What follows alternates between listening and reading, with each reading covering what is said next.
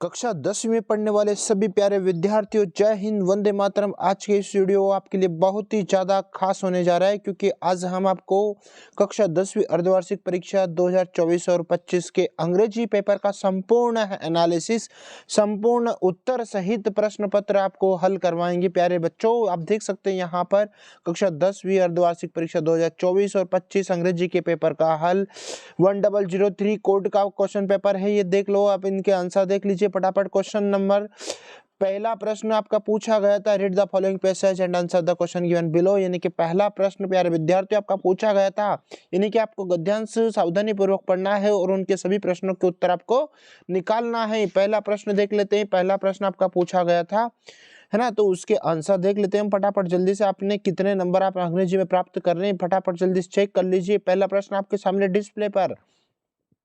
What did Ratan Tata से ही would like to be are remembered for? भाई, वह रतन टाटा हमेशा कहते थे कि मैं लोगों के बीच में किस प्रकार से याद करता रहूंगा, यानी कि लोग मुझे किस प्रकार से कैसे याद करते रहेंगे। तो आप यहाँ पर आपका सही और करेक्ट उत्तर हो जाएगा प्यारे विद्यार्थियों, C option, his ability to make a difference, है ना, कि उनकी जो योग्यता है वो बदलाव लाए, उनमें अंतर आए, उनकी योग्यताओं में अंतर आए। ठीक है, तो आपका सी ऑप्शन एकदम करेक्ट होगा। उसके बाद दूसरा प्रश्न है, true Joy for Ratan Tata is, तो आपका करेक्ट उत्तर हो जाएगा, यानी कि उनके लिए जो प्रसन्नता थी वो सच्ची प्रसन्नता थी गिविंग एंड शेयरिंग, देना और साझा करना, यानी कि देना और साझा करना उनका सही प्रश्न, यही उनका विचार था। प्रश्न नंबर थर्ड देख लेते, what is the main theme of the Ratan Tata's message in the passage, तो आपका सही और राइट उत्तर हो जाएगा रेस्पॉन्सिबिलिटी एंड कंपैरिजन, अपनी जवाबदारी और अपनी तुलना समझे। ठीक है, इस प्रकार से इस पैसेज में उन्होंने कहा है। तीसरे प्रश्न का उत्तर बी ऑप्शन एकदम करेक्ट होगा। फिर देख लेते हैं क्वेश्चन नंबर 4 आपके सामने डिस्प्ले पर, what did Ratan Tata believe leaders should focus on, तो आपका सही और राइट उत्तर हो जाएगा प्यारे विद्यार्थियों। क्वेश्चन नंबर 4, अगर आपने हेल्पिंग सोसाइटी यानी कि समाज की हमें सेवा करना चाहिए, ठीक है, तो यहाँ पर रतन टाटा का एक नेता के रूप में ये उन्होंने एक सुझाव देते हैं कि एक नेता को भी समाज की हेल्प करना चाहिए, सहायता करना चाहिए। तो यहाँ पर आपका बी ऑप्शन एकदम करेक्ट होगा। अगर आपने बी ऑप्शन अगर लगाया है तो आपका उत्तर एकदम सही है। चलो जान लेते हैं प्रश्न नंबर 5। फुलफिलमेंट का मतलब आपको प्यारे विद्यार्थियों बताना है, जिसका मतलब होता है पूर्ति करना या संतुष्टि करना या पूर्ण करना। तो अकॉम्पनिशमेंट और सेटिस्फेक्शन, आपका ए ऑप्शन एकदम करेक्ट होगा। आई होप आपने यही ऑप्शन लगाए होंगे। अगर आपने जो बताए गए हैं ये ऑप्शन दिए तो आपको यहाँ से 5 में से 5 नंबर मिलेंगे। प्यारे विद्यार्थियों देख लेते हैं क्वेश्चन नंबर 2। यहाँ पर भी आपको पैसेज पढ़ना था और पैसेज पढ़ने के बाद में आपको सही प्रश्नों के उत्तर निकालना था मेरे प्यारे बच्चों।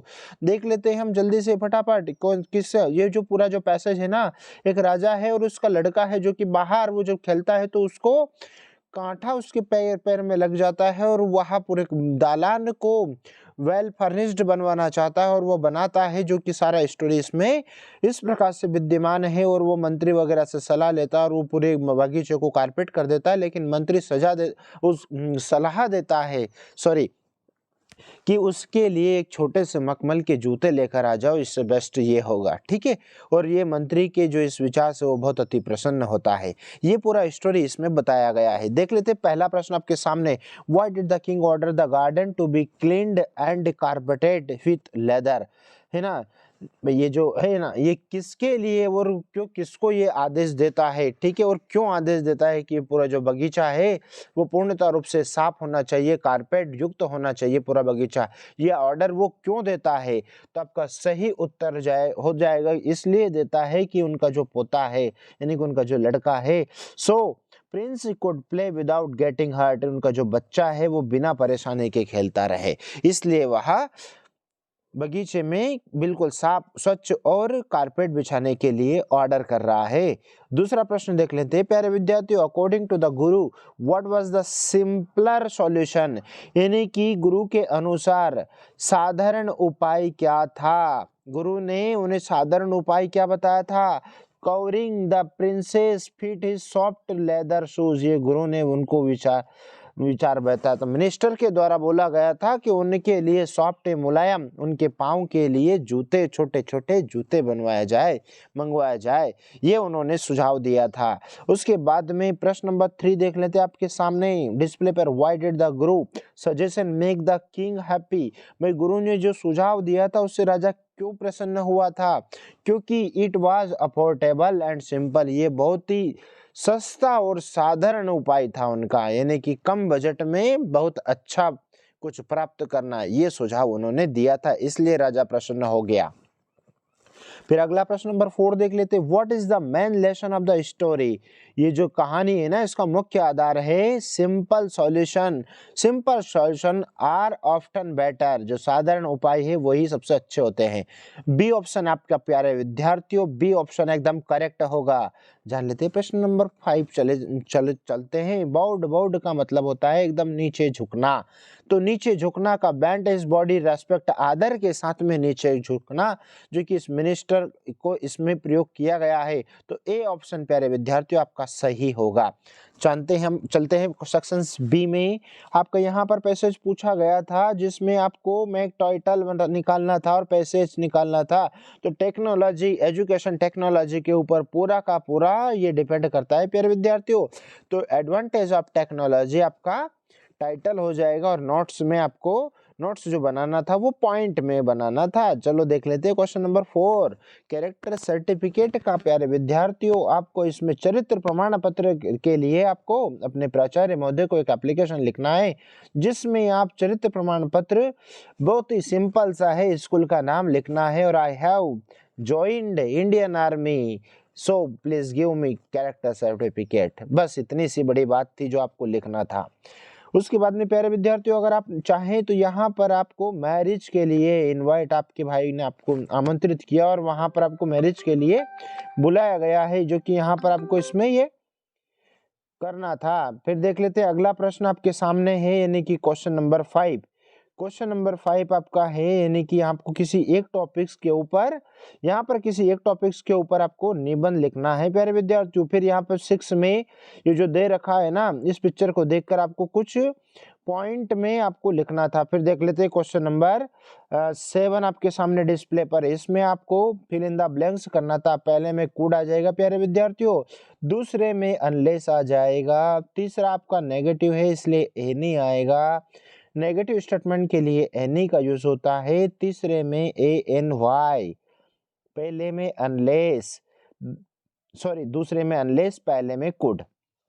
चलो देख लेते तीसरा चौथा प्रश्न है ना। तो पॉइंट ऑफ द टाइम के लिए सिंस का यूज होता है और पीरियड ऑफ द टाइम जिसमें समयावधि हो तो फॉर लगेगा मेरे प्यारे बच्चों, यहाँ पर इसमें फॉर आएगा।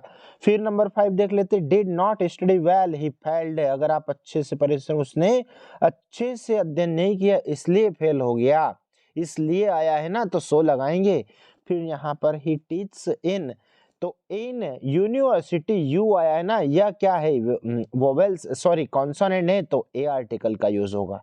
चलो भैया बढ़ते हैं आगे प्रश्न नंबर 8 की तरफ। प्रश्न नंबर 8, ही हाइड, तो हाइड इसमें V1 है, तो अगर इसे चेंज करेंगे इंटरोगेटिव में तो he did he hide your bag, question mark का चिन्ह, आंसर लिख दिया मैंने। उसके बाद में यहाँ पर इसको बिकॉज से दोनों को जोड़ना है, बहुत ही आसान था ये तो। तीसरा देख लो, सिर्फ डिड की जगह पर विल लगा दो प्यारे बच्चों, चेंज हो जाएगा फ्यूचर इंडेफिनिट में। फिर इसमें क्या करना था, प्रेजेंट कंटिन्यू है, अगर पैसिव बनाएंगे तो toys are being made by them, ठीक है, ये आपका आंसर बनेगा, मेड बाय देम, ठीक है। फिर यहाँ पर क्या करना है भैया, इसको करना है आपको, अनलेस हटाओ इफ लगाओ, अनलेस हटाओ इफ लगाओ यहाँ पर। उसके बाद में प्यारे बच्चों डज आएगा, समझ गए मेरी बात, डज नॉट वर्क, एस हट जाएगा इससे, पूरा उत्तर क्या बनेगा, if she does not work hard she will not pass, ठीक है। अगर यदि वह कठिन परिश्रम नहीं करती है तो वह पास नहीं होगी। अब मैंने इफ और अनलेस का प्रयोग बहुत अच्छे से चैनल पर डाल रखा है, चाहो तो आप वहां से देख सकते हो। फिर यहाँ पर इसमें क्या करना है, ये जो टू है फर्स्ट वाला टू इसको रिमूव करना, सो लगाना, सेकंड वाला टू हटाना, दैट लगाना और दैट के बाद में इज एम आ रहा है तो कैन नॉट लगाओ, सब्जेक्ट प्लस कैन नॉट।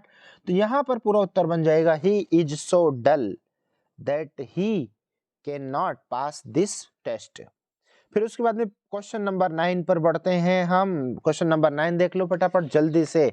और अगर आप चैनल पर आज पहली बार आए तो चैनल को सब्सक्राइब कर लो, लाइक करो, ज़्यादा से ज़्यादा दोस्तों में शेयर करो, आग लगा दो सारे के सारे जितने भी सारे हैं क्वेश्चनों में सभी में, क्योंकि आपके लिए एक बहुत ही खास रोमांचक वीडियो होने जा रहा है ये।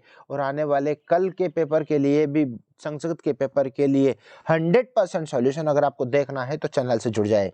देख लेते प्यारे बच्चों, यहाँ पर क्वेश्चन नंबर 9 आपके सामने डिस्प्ले पर है।